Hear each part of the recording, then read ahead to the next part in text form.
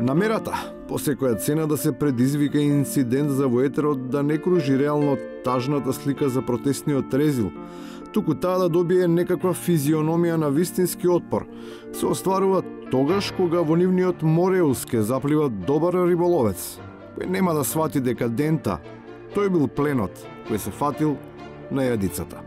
Бркај си го патот. Бркај си го патот. Да ги провоцирај. Че ги останчите степа. Ајде!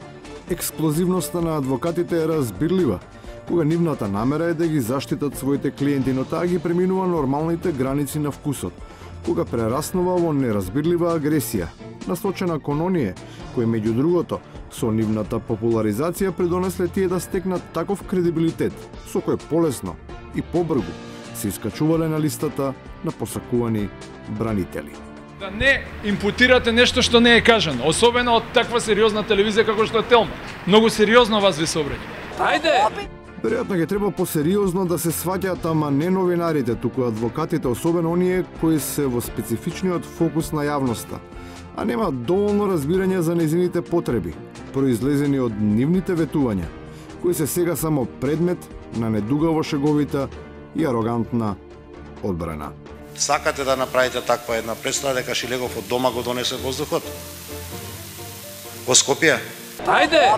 Отсуството на промена во атмосферата придонесува се во опкружувањето да биде исто, па дури и тие кои што постојано се наоѓале во улога на бранители, на кои сега им пречи тоа што во јавноста и натаму владее истиот став, креиран токму поради протекционизмот на сите власти кон транзицијските профитери и приватизацијските олигарси. Создадовме клима во која што 20 години плюкаме по бизнисмените. Стана страм да бидеш бизнисмен. Ајде! Кога политиката се сваќа како бизнис, тогаш и покрај срамотата за се што си беа кажале меѓу себе. Деловните луѓе, Мицковски, Села и Касами, си ги избришаа плуканиците и почнаа да разменуваат друг тип на секрети, јавно промовирајќи ја најдената љубов, која може да прерасне во нов политички брак.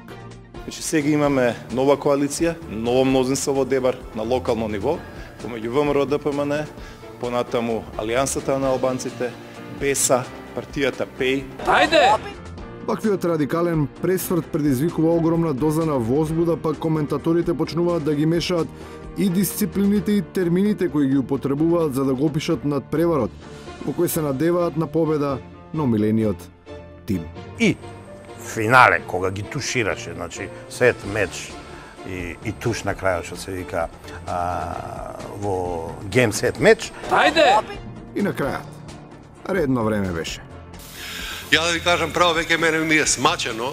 И навистина, мака е постојано да се употребува зборот кој никогаш не се спроведува во дело. Од тоа право, веќе се станува смачено.